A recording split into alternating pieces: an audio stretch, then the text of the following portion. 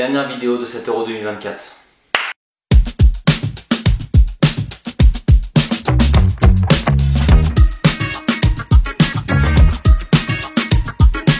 Salut à tous, c'est Falk et aujourd'hui on se retrouve pour cette dernière vidéo qui va parler de l'Euro 2024. Aujourd'hui, vidéo beaucoup plus axée discussion et j'aimerais qu'on parle de pourquoi on a en tant que supporter cette impression que l'Euro 2024 était plutôt faible en ce qui concerne le niveau de jeu. Je pense qu'il y a clairement plusieurs axes à analyser. En tant que supporter, on a vraiment eu cette impression que le niveau de jeu pendant cet Euro 2024 était beaucoup plus faible que lors des compétitions précédentes, que ce soit le mondial ou les autres euros. On va pas se leurrer.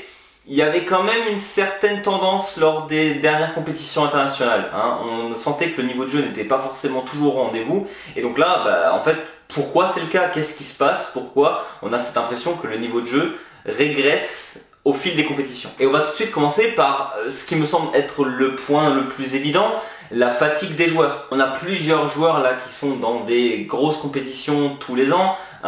Déjà, un joueur sélectionné en équipe nationale, c'est un joueur qui joue en club, là-dessus on est d'accord. Et généralement un sélectionneur va choisir les meilleurs joueurs de sa nation. Encore pour l'instant c'est assez logique, j'invente pas la poudre. Sauf que ces joueurs-là, généralement, ils sont dans énormément de compétitions.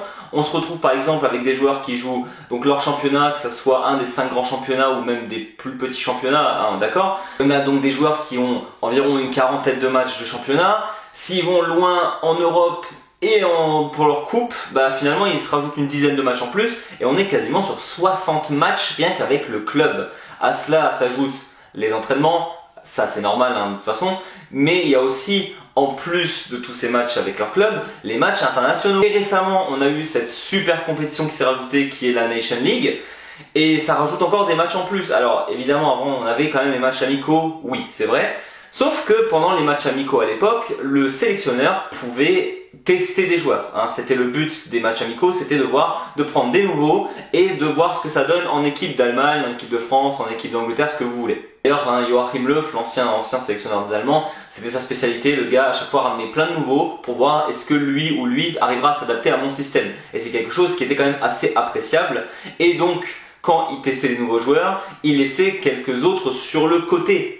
Parce qu'il n'en avait pas besoin. Quand tu joues Saint-Marin, c'est pas pour leur faire offense, mais tu sais qu'avec tes joueurs de 3e zone, entre guillemets, tu gagneras quand même le match. Et depuis la Ligue des Nations, c'est plus trop possible. Parce que la Ligue des Nations te demande déjà d'aligner ta meilleure équipe et ta meilleure composition. Donc tu peux déjà beaucoup moins tester. Donc les joueurs qui jouent en championnat, en Ligue des Champions, vont jouer avec leur sélection en plus, donc ça rajoute de la fatigue. Et en plus tu vas jouer des clubs de classe mondiale, vu que tu es dans une poule d'autres équipes qui jouent plus ou moins les mêmes choses que toi. Et bon, tu tentes quand même moins de choses au niveau de la composition quand tu as un France-Andorre que quand tu as un France-Pays-Bas, c'est pas le même délire. Après on pourrait se dire oui mais la Nation League c'est pas si important que ça, pourquoi les sélections font tout simplement pas l'impasse dessus? En fait concrètement déjà en tant que coach je pense que tu as des directives d'au-dessus qui te disent que le but c'est de gagner si c'est une compétition officielle déjà. Mais en plus de ça l'argent, concrètement la Nation League rapporte sûrement beaucoup plus d'argent que les matchs amicaux de base, ça c'est sûr au niveau des droits télé. Et même une équipe qui gagne un match de Nation League gagne plus d'argent que lorsqu'elle gagne un match amical. D'ailleurs je pense qu'elle gagne n'y a pas grand chose pour un match amical. Voilà, là on est sur le premier facteur. Je pense que les calendriers sont actuellement trop denses et que du coup les joueurs sont de plus en plus crevés. Et quand ils ont une compétition, on a bien vu ça lors du dernier mondial, le fait d'avoir mis le mondial en plein milieu de l'hiver, c'était pas la meilleure des idées. Et donc ça flingue les joueurs. Et ça fait qu'on a un moins bon jeu vu qu'ils n'ont plus les capacités de tenir sur la longueur. Quelque chose d'autre qui expliquerait aussi ce jeu un peu des fois ennuyeux, c'est, j'en avais déjà parlé dans une précédente vidéo, le système du 3e qui passe. En fait c'est simple, cette histoire du 3e qui passe, alors oui, je suis d'accord, ça permet aux petites équipes de réussir et de partir en 8e éventuellement. Ça c'est quelque chose de super. Par contre, les grosses équipes du coup vont moins se donner vu qu'elles se disent de toute façon quoi qu'il se passe, je passerai au tour suivant. Et là où à l'époque j'ai quand même l'impression que cette première place au classement était quand même quelque chose de convoité et de très important pour les équipes, bah en fait avec ce système de troisième qui passe, ça l'est devenu beaucoup moins. Et d'ailleurs on le voit hein, pendant cet Euro 2024, il y a quand même un tableau qui était beaucoup plus relevé que l'autre. On avait quand même l'Espagne, l'Allemagne, la France, le Portugal dans le même rang, alors que de l'autre côté on avait la Roumanie, la Turquie, voilà, c'était un peu plus simple d'un côté que de l'autre. Hein. Et pourtant les Suisses qui ont fini deuxième de leur groupe ont terminé dans ce groupe plus abordable. Voilà, on va dire abordable parce que facile, j'aime pas non plus. Et donc, quand t'es une grosse nation et que tu sais que dans tous les cas, bah, tu vas réussir à passer et que tu t'en fiches entre guillemets de la première place, si t'as gagné un match, déjà, tu n'as plus besoin de te donner autant. Hein. Et on a bien vu ça avec les Anglais qui ont gagné un match dans leur phase de poule et après, plus rien. C'était vide, c'était le néant. Et on a plusieurs équipes chez qui c'était le cas. Et finalement, c'est quand même quelque chose d'assez négatif. Au-delà du fait qu'en tant que spectateur, on ait moins de jeux. Et donc c'est moins fun à regarder tout simplement, et ben en fait tu te mets pas dans les meilleures conditions possibles. On voit bien la seule équipe qui a réussi à gagner tous ces matchs de phase de poule, qui s'est donné à fond, en même temps elle avait des gros adversaires, ça reste l'Espagne, et cette équipe d'Espagne a joué du début à la fin son meilleur jeu, et encore, hein, parce que contre l'Albanie elle avait mis d'autres joueurs en place, c'est un autre problème, mais quand même ils se sont donnés à fond, et quand bah, tu commences à gagner tous tes matchs, tu as envie de continuer à gagner, tu te mets dans une bonne spirale de vainqueur. Alors que quand tu gagnes un match et qu'ensuite tu te dis bon match nul, c'est bon ou pas, et ben tu n'es pas dans une mentalité de je vais gagner la Coupe d'Europe. Hein. Et finalement cette seule mentalité, ceux qui ont gagné tous leurs matchs, c'est les Espagnols et ils ont fini champion d'Europe. Ça concerne peut-être pas toutes les nations, mais j'ai quand même envie de dire que ça concerne certaines grosses nations et surtout certains joueurs en particulier plus que la nation elle-même. C'est encore cette histoire de football business où en fait, par rapport à il y a encore, j'ai envie de dire 10 ans, hein, 2016 on va dire, 2018 c'était encore pas mal, mais là depuis quelques années on a quand même cette fâcheuse tendance à se dire que les joueurs ont beaucoup moins envie de jouer pour leur sélection. Là quand on voit en 2024 qu'après 7 euros, on a énormément de joueurs, on avait l'impression qu'ils n'étaient pas dans leur assiette, et pas forcément au niveau du jeu en lui-même, mais de la mentalité. À un moment donné, on joue une euro, on essaye de se donner à fond et d'être à 100% focus sur cette compétition. Et quand on voit, alors je vais m'acharner sur lui, c'est dommage, mais c'est un exemple, Mbappé, qui après la défaite de la France, finalement la seule chose qu'il a trouvé à faire, c'était d'aller signer directement au Real Madrid, ou voilà, plus petit joueur, mais pas Ligna avec le Portugal, qui se fait éliminer directement après, va à Munich signer son nouveau contrat. Voilà, on a des joueurs qui finalement jouaient pour leur nation et ne donnent plus vraiment cette impression d'en avoir quelque chose à faire de perdre. Alors il y a toujours ce fameux post Instagram à la fin des matchs où ils vont dire je suis triste, j'aurais aimé gagner, etc. Et là où à l'époque, les joueurs, j'ai l'impression que ça les impactait vraiment sur le long terme. Je veux dire, je pense à Kémé, hein, la fois où ils ont perdu le mondial en sortant en phase de poule en 2018. Kémé, pendant des jours, il en parlait de ça, comme quoi il était triste, il en pouvait plus. Là, de plus en plus, on a quand même cette impression que, alors est-ce que c'est les réseaux sociaux?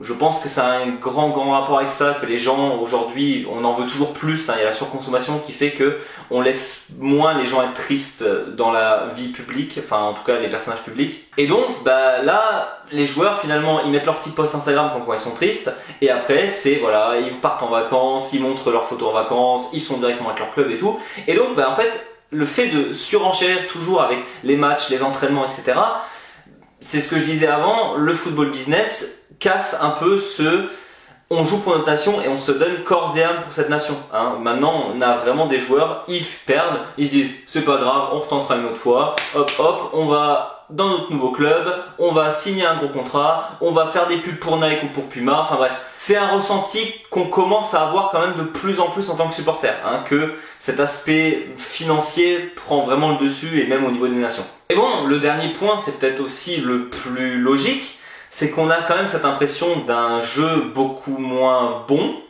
Et au final, est-ce qu'il l'est réellement? Parce qu'on sait que même les plus petites équipes aujourd'hui, alors on pense à la Géorgie par exemple qui arrive en 8e, à la Turquie, même aux Autrichiens, on a des équipes avant qu'on n'attendait pas réellement et finalement qui sont très dures à battre. Et donc en tant que grosse nation, tu sais que ces équipes-là sont de plus en plus difficiles à battre. Pourquoi? Parce que la tactique est meilleure, hein, parce que le foot se développe, et heureusement comme tous les sports, le jeu se développe au niveau des technologies même. Donc on a des meilleurs coachs, des meilleures mises en place tactiques. Et donc quand tu es l'Angleterre et que tu sais que si tu es mené 1-0, tu vas galérer à remarquer 1-1 et ensuite passer devant. Ben en fait, tu essayes de ne pas être derrière. Bon, je dis ça, les Anglais, ils ont fini derrière sur tout leur match. Mais ça reste quand même un point important de dire, ben en fait, quand je suis mené, je vais difficilement revenir au score. Alors, les Espagnols n'ont pas eu cette crainte-là. Et on fait plus confiance à leur collectif, le huilé, pour essayer de marquer plus que leur adversaire. Et on a certaines nations qui sont comme ça, et une nation plus offensive, ça donne évidemment plus envie. Hein, les Espagnols jouent comme ça, les Allemands jouent comme ça joue plus pour l'attaque, et ça réfléchit moins en conséquence de si on se prend des buts. Le but c'est marquer plus que son adversaire. C'est le principe du foot d'ailleurs. Hein. Mais bon, on a beaucoup d'équipes où le but c'est pas de marquer plus, c'est de prendre moins au final, et donc ça marque un but et ça essaye de défendre jusqu'à ce que le match se termine. Et en soi, ça fonctionne, hein. On voit très bien en Ligue des Champions par exemple, ça fait quelques années où souvent le score c'est 1-0. Pourquoi? Parce qu'on essaye de prendre le moins de risques possible, on joue très défensivement, on marque un but et on ferme derrière. Et ça, c'est quelque chose qu'on peut pas en vouloir, de se dire, bon, c'est quoi le plus important? Est-ce que c'est la performance qu'on montre sur le terrain, ou est-ce que c'est le résultat qui compte? Et donc, c'est pour ça que la finale est très intéressante, parce que j'ai l'impression qu'on a eu deux opposés à ce niveau-là à l'Euro 2024. Les Anglais qui jouaient surtout pour le résultat, et les Espagnols qui jouaient évidemment pour le résultat, mais aussi la performance, qui disaient, voilà, on joue notre jeu, on s'en fiche des conséquences, on va faire notre meilleur football et voir ce que ça donne. Et donc vraiment c'est la sensation qu'on a de plus en plus. Est-ce que les équipes nationales commencent pas tout simplement à être entre guillemets avec des joueurs tellement forts et tellement habitués à des grandes tactiques, de grands techniciens et tout, que en fait ça joue comme ces techniciens, et donc on essaye de prendre le moins de risques possible, ce qui est entre guillemets moins attrayant pour les spectateurs. Et donc quand on se retrouve avec un match où finalement c'est vraiment très déséquilibré, on pense à l'Espagne-Géorgie, c'est là où il y a des buts.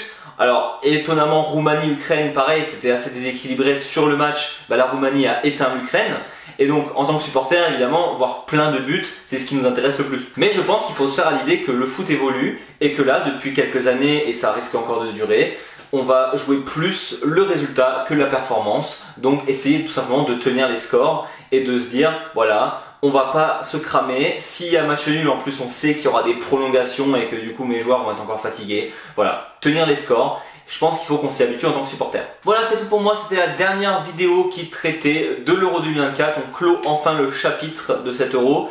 C'était quand même une compétition intéressante à suivre, hein. Encore bravo aux Espagnols parce que finalement c'était le plus beau jeu qui a été montré. Je suis quand même très confiant pour ce qui est de l'équipe d'Allemagne pour le futur. L'équipe de France, on verra ce que ça donne en fonction des problèmes internes, hein. Faut déjà que ça se gère.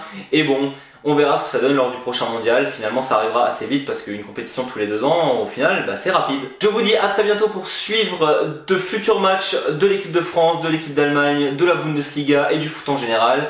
Et jusqu'à là, je vous dis servus.